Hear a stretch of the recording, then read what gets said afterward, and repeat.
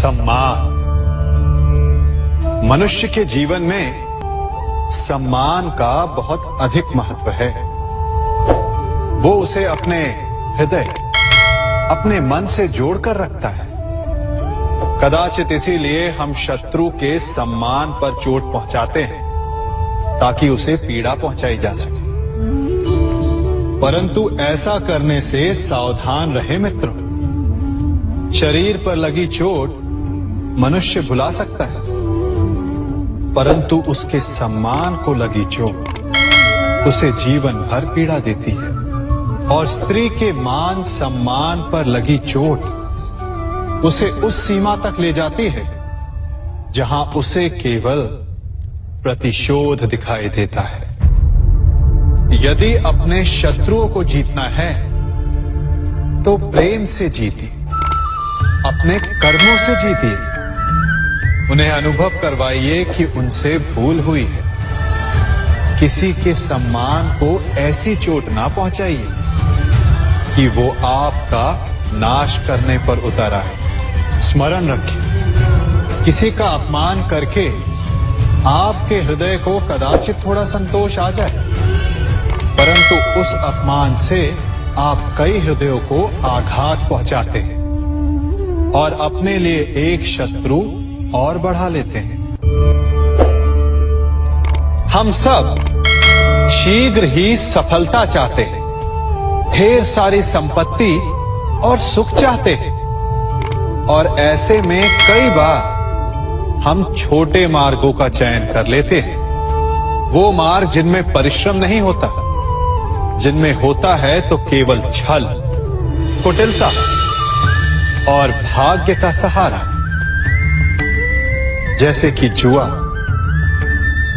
कोई जुए के खेल में धन लगाता है, कोई दांव लगाता है और ये भूल जाता है कि जुआ ऐसा दलदल है कि जिसमें एक बार गिरे तो सर्वनाश से पहले निकलना असंभव है। यदि आप जीते तो और जीतने की भूख बढ़ जाएगी, और यदि आप कुछ हार बैठे तो उसे पुनः पाने के लिए आप फिर से खेलेंगे।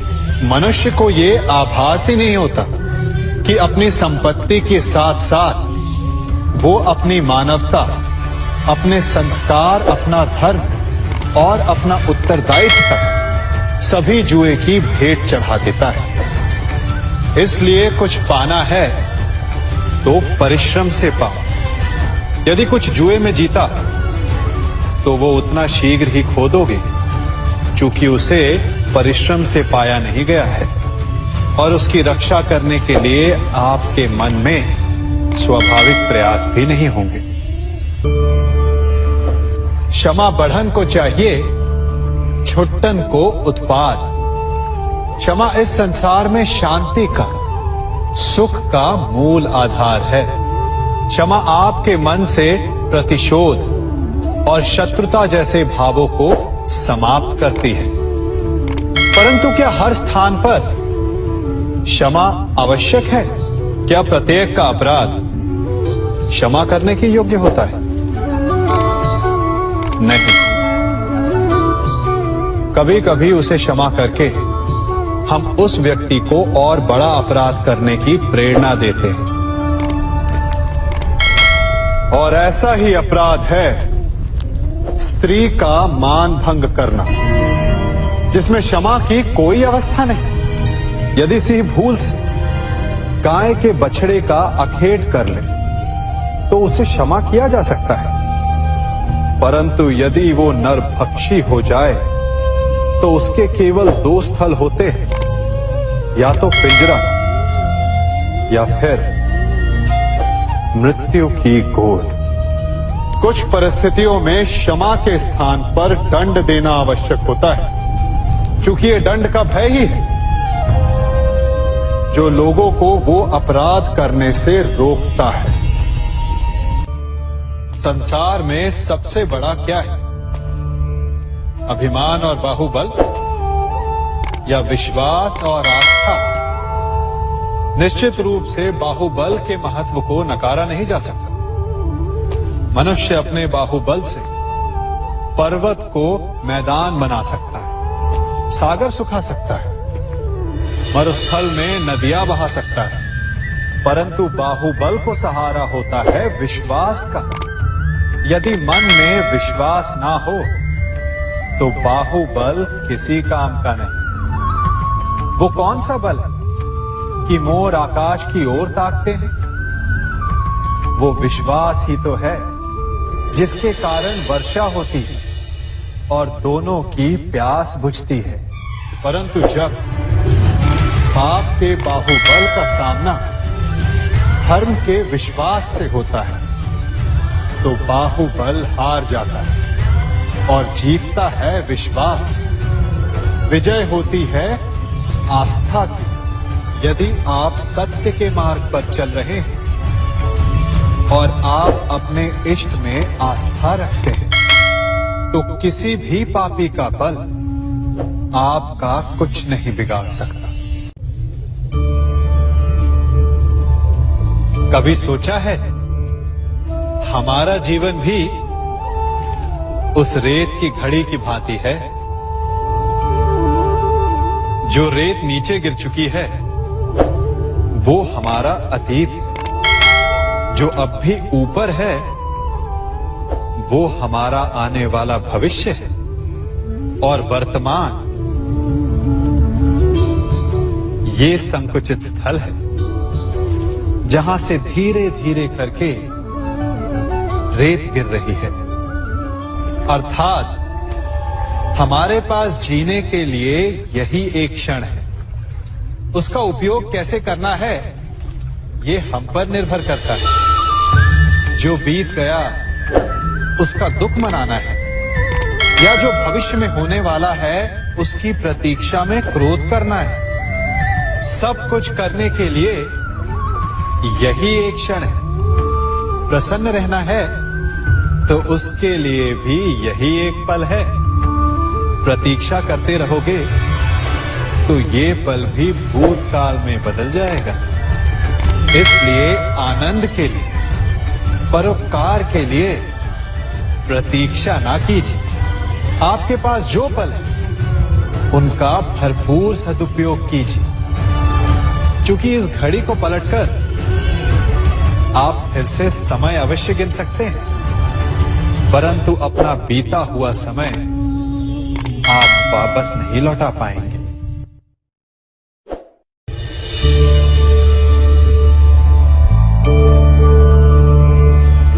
मनुष्य के जीवन में संतान का बहुत महत्व है। उस संतान के लिए वो कितने कष्ट सहता है, उसे पालता है, पोसता है, और यदि यही संतान संताप का कारण बन जाए तो क्या ये उसका दोष है? अधिकतर ये दोष हमारे लालन पालन का होता है।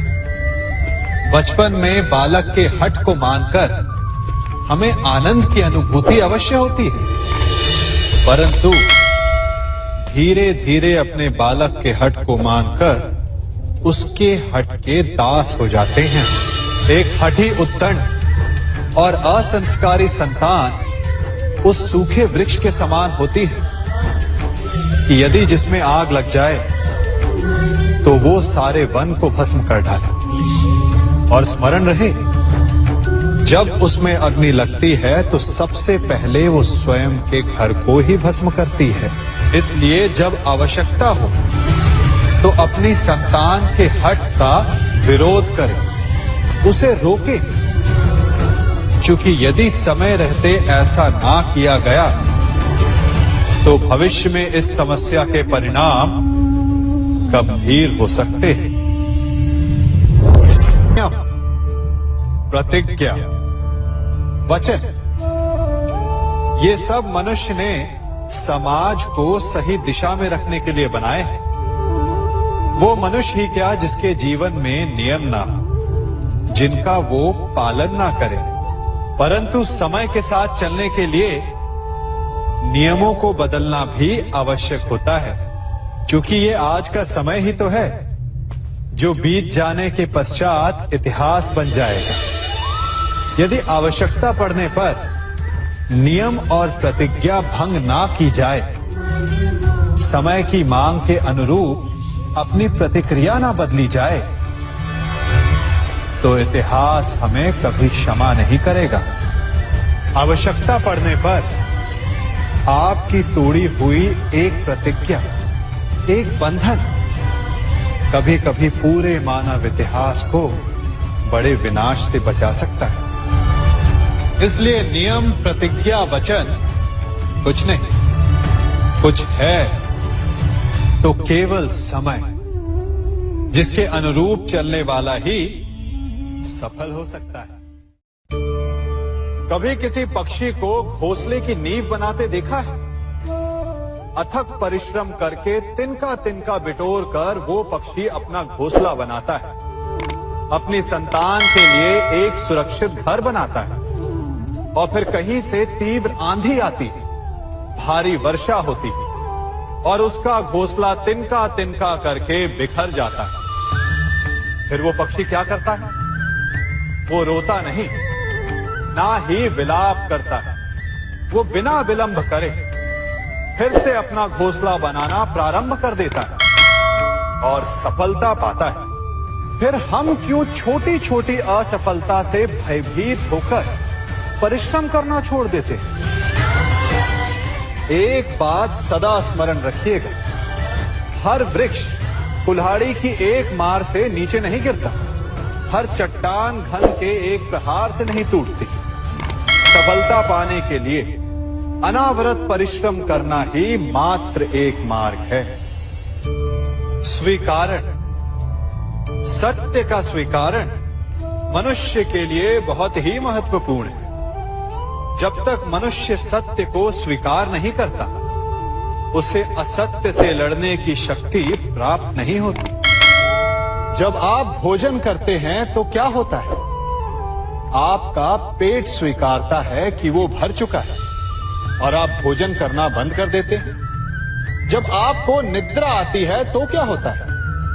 आपका मन स्वीकारता है कि आपका शरीर थक चुका है और उसे विश्राम की आवश्यकता है। उसी प्रकार जब आपको किसी व्यसन को रोकना हो तो आपको स्वीकारना पड़ता है कि बहुत हो चुका, चाहे वो लालच हो या मदिरापान।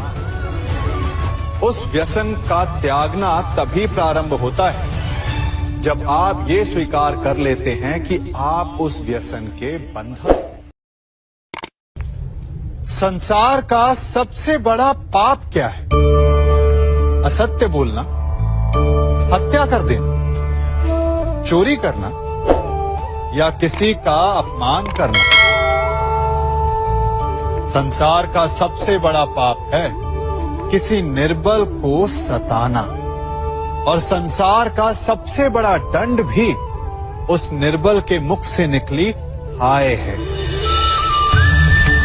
आप देख रहे हैं मैं क्या कर रहा हूं? मैं लौह पिघला रहा हूं और ये लौह पिघलता है इस चमड़ी की बनी धूनकी से निकली हवा से। तनिक सोचिए, एक मृत पशु की खाल से बनी धूनकी इतने कठोर लोहे को भस्म कर सकती। ठीक उसी प्रकार आप चाहे जितने भी शक्तिशाली क्यों ना हो, यदि आपने किसी निर्दोष, किसी निर्बल को सताया तो उसके मन से निकली हाय और उसका श्राप आपके जीवन को भस्म कर सकता है। स्वर्ण, सज्जन पुरुष और परोपकारी मनुष्यों की गति एक समान होती है। यदि स्वर्ण टूट जाए तो उसे गर्म करो, ताप दो, पिघल कर वो फिर से जुड़ जाता है। ठीक उसी प्रकार मतभेद होने के पश्चात भी एक सज्जन पुरुष और महान पुरुष फिर से मित्र बन जाते हैं। परंतु दुर्जन दुष्ट माटी से बने लोग उस पके हुए मटके के समान होते हैं कि जिनमें यदि एक बार दरार आ जाए तो वो स्वयं ही स्वयं का सर्वनाश कर लेते हैं। इसलिए मित्रता केवल सज्जनों से ही करें ताकि मतभेद ना हो। दुष्टों का समूह अपना नाश स्वयं ही कर लेता है।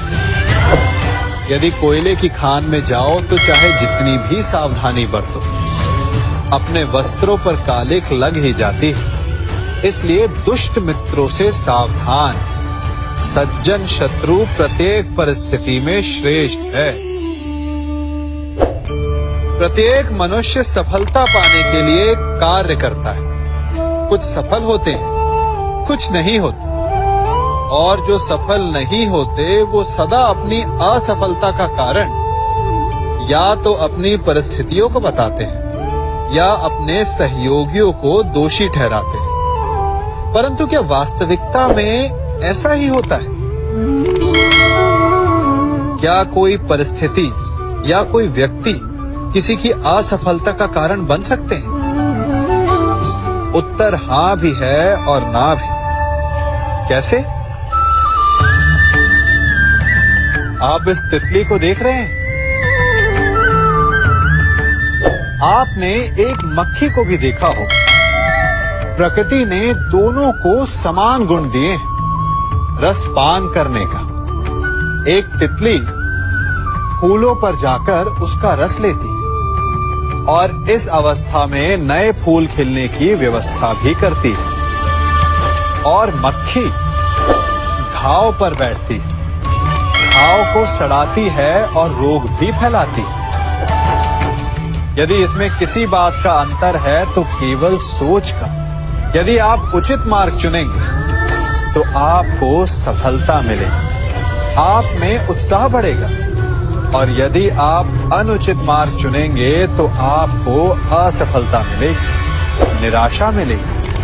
अब उचित मार्ग चुनना है या अनुचित मार्ग, ये निर्णय तो आप पर निर्भर करता है। मनुष्य सदा भला बुरा, खरा खोटा, सत्य असत्य की बातें करता है। सत्य को अच्छा मानता है और असत्य को बुरा। परंतु क्या आपने कभी ये सोचा है कि प्रत्येक वस्तु, प्रत्येक भाव का एक महत्व होता है? दोनों ही एक दूसरे के पूरक होते हैं। यदि काला रंग नहीं होगा तो क्या श्वेत रंग की आभा का अनुभव होगा? यदि असत्य नहीं होगा तो क्या सत्य के महत्ता का ज्ञान होगा? यदि बुरा नहीं होगा तो क्या भले पर आपको विश्वास होगा?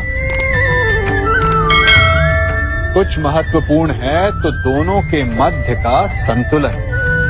बुरी से बुरी वस्तु, समय या भाव, कोई ना कोई स्वयं में शुभ छिपाए रखती है। कभी काले गरजते मेघों को देखा है? उसके किनारे भी एक स्वर्णिम आभा होती है। उसी प्रकार यदि आपके जीवन में बुरा समय आए तो आपको अपने सच्चे मित्रों की पहचान हो जाती है। तो बुरे समय में निराश ना हो, उसमें भी कुछ शुभ खोजने का प्रयास करें, और धीरे धीरे सब कुछ आपके जीवन में स्वतः शुभ हो जाएगा। संसार में सबसे महत्वपूर्ण क्या है? दृष्टि या दृष्टिकोण, समझ या सोच? सामान्यतः मनुष्य की दृष्टि और सोच में अधिकतर वो वस्तु, वो घटनाएं, वो भाव श्रेष्ठ हैं जो हमें आनंद दे, और जो हमें आनंद नहीं देते उन्हें हम दुखदाई मान लेते हैं। परंतु दृष्टिकोण और सोच को यदि एक भिन्न कोण से देखें तो परिस्थितियां भिन्न सिद्ध हो सकती हैं। जिस प्रकार भीषण गर्मी हमें सुहाती नहीं, परंतु वही गर्मी सागर और नदियों के जल को वाष्पित करती है और हमें मनोरम वर्षा का आनंद देती है, उसी प्रकार भीषण परिश्रम के पश्चात हमें सफलता मिलती है, वर्षा के पश्चात हमें हमारा लक्ष्य मिलता है। तो सदा स्मरण रखिएगा कि दुख और पीड़ा से भागे नहीं, क्योंकि यही भविष्य में आने वाले सुख का मूल है। जब भी आपने यात्रा की होगी तो अवश्य अपने मार्ग के आसपास कुछ रिक्त स्थान देखे होंगे, कुछ खेत देखे होंगे, कोई ना कोई भूमि का टुकड़ा अवश्य देखा होगा। कुछ स्थान ऐसे होते हैं जहां पेड़ लगे होते हैं, जहां माली बड़े प्रेम से उन्हें बोता है, उन्हें सींचता है। और कुछ स्थान ऐसे भी होते हैं जहां बिना माली के खरपतवार उग जाते हैं, कुछ अन्य पौधे उग जाते हैं। माली द्वारा उगाए वृक्ष हमें ठंडी छाया देते हैं, हमें फल देते हैं, ईंधन के लिए लकड़ियां देते हैं। और बिना परिश्रम के उपजित खरपतवार यदि कुछ करते हैं तो ये कि वो भूमि को बंजर बनाते हैं। हमारा मन भी रिक्त भूमि की भांति होता है। यदि अपने परिश्रम से उसमें सुविचारों के बीज डालोगे तो फलदायक विचार उपजेंगे, और यदि उसे रिक्त छोड़ दिया तो खरपतवार की भांति अनुपयोगी विचार आपके मन को अपना घर बना लेंगे, आपके मन को मैला कर देंगे, उसे बंजर कर देंगे। अब निर्णय आपका है कि आपको सुविचार देने वाला मन चाहिए या कुंठा देने वाला। क्या कर रहा हूं मैं? दर्पण में देख रहा हूं। आप लोग भी प्रतिदिन देखते होंगे, परंतु प्रतिदिन अपना मुख देखने के बाद भी उस पर लिखी एक बड़ी सीख देखना भूल जाते हैं। अब आप कहेंगे कैसी सीख? तो जाइए एक बार फिर से दर्पण के सामने जाइए और मुख खोलकर देखिए, क्या दिखेगा? दंत पंक्ति और जीभा, है ना? अब विचार कीजिए, दंत जन्म के पश्चात आते, एक नहीं 2 बार आते, परंतु मृत्यु से पूर्व नष्ट हो जाते हैं। और जीभा जन्म पहले से होती है, परंतु मनुष्य के मृत्यु के पश्चात भी उसके अस्तित्व में रहती है ना? आश्चर्य की बात। दंत कठोर होते हैं, जीभा कोमल, परंतु फिर भी दंत नष्ट हो जाते हैं, जीभा नहीं होती। यही रहस्य है कि हठी और कठोर लोग शीघ्र नष्ट होते हैं, और कोमल लचीले आवश्यकता के अनुसार स्वयं में परिवर्तन ला सकने में सक्षम लोगों का ही अस्तित्व रहता है। अर्थात परिस्थितियों के अनुसार स्वयं को लचीला बनाना सीखिए और आपका जीवन सरल हो जाएगा। संबंध एक सहारा होता है जीवन का, और संबंधी वो होते हैं जिनसे आवश्यकता पड़ने पर सहायता मांगी जा सके, जिन पर विश्वास किया जा सके कि बुरे समय में वो हमारे काम आएंगे। कभी ऐसा भी हुआ होगा कि आपके पास कोई सहायता मांगने आया, या ऐसा भी हो सकता है कि आप किसी के पास सहायता मांगने गए हों। परंतु प्रश्न ये उठता है कि क्या केवल किसी के मंतव्य में उसकी सहायता इसीलिए कर देनी चाहिए क्योंकि वो आपका संबंधी है? अब आप कहेंगे कि ये कैसा प्रश्न हुआ? तनिक सोचिए, एक अस्त्र बनाने वाला जब अस्त्र बनाता है तो ये अस्त्र किसको देना है उसका अधिकार उसी के पास होता है। वो चाहे तो ये अस्त्र किसी को भी दे सकता है, वो एक सैनिक को भी दे सकता है या एक डाकू को भी, और यही अस्त्र 2 भिन्न कार्य कर सकती है। यदि डाकू के हाथों में आ गई तो उसका भय दिखाकर वो लोगों को लूटेगा, निरपराधों का रक्त बहाएगा। सहायता करने वाले की भी अवस्था ऐसी ही होती है। इसलिए किसी की सहायता करने से पूर्व ये विचार कर लेना आवश्यक है कि किसे क्या, कब और कितनी सहायता देनी चाहिए कि उसका दुरुपयोग ना हो। यदि आपकी सहायता से कोई अधर्म हुआ तो उसके उत्तरदायी आप भी होंगे। जीवन में कई बार ऐसे अवसर आते हैं कि आप लोगों से मिलने जाते हैं और उनसे कुछ आकांक्षाएं भी रखते हैं, और कई बार जीवन में ऐसे अवसर भी आते हैं कि लोग आपसे मिलने आते हैं। इसलिए अतिथियों का सम्मान करने से पूर्व सदा कुछ बातों को स्मरण रखना आवश्यक होता है। यदि कोई आपके पास मिलने आता है तो उसके 3 कारण हो सकते हैं। पहला कारण होता है भाव, दूसरा अभाव और तीसरा प्रभाव। तो जैसा अतिथि उसको वैसा ही सम्मान दे। यदि आपके पास कोई भाव से आए तो उसे केवल आपका प्रेम चाहिए, आपका सानिध्य चाहिए। और यदि कोई अभाव में आया तो उसकी उतनी सहायता अवश्य करें जितना आप करने में सक्षम हो, परंतु इतनी अधिक भी ना करें कि वो उस सहायता का दुरुपयोग कर बैठे। और यदि कोई प्रभाव में आया तो स्वयं पर अभिमान ना करें, क्योंकि कभी ना कभी जीवन में आप भी भाव, अभाव और प्रभाव के चक्रव्यूह में फंस सकते हैं।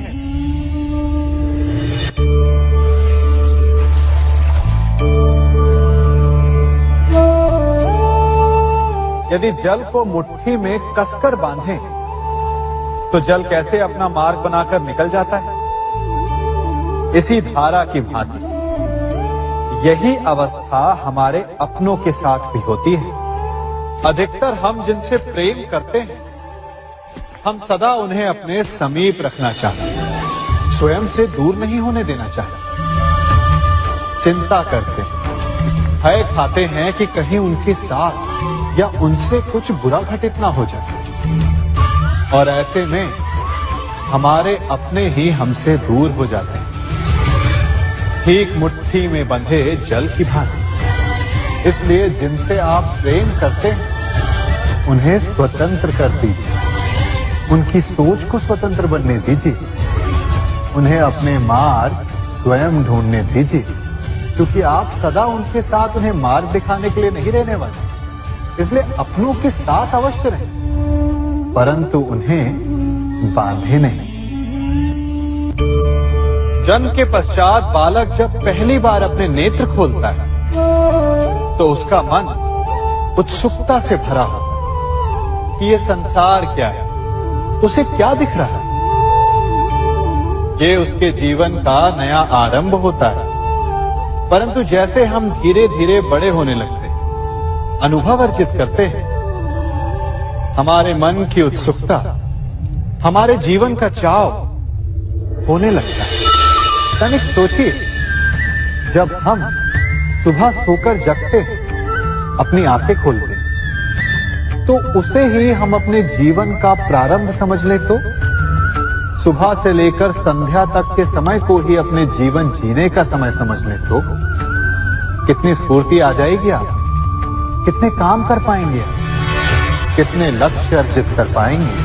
पलों से मिलकर घड़ी बनती, घड़ी से मिलकर प्रहर, प्रहर से मिलकर दिन बनते हैं और दिनों से माह और वर्ष। यदि आप अपना हर पल, हर प्रहर विश्वास से, हर दिन उत्साह से जिए तो आपका संपूर्ण जीवन सार्थक हो सकता है। मनुष्य अपना जीवन विश्वास पर जीता है, परंतु विश्वास किसका?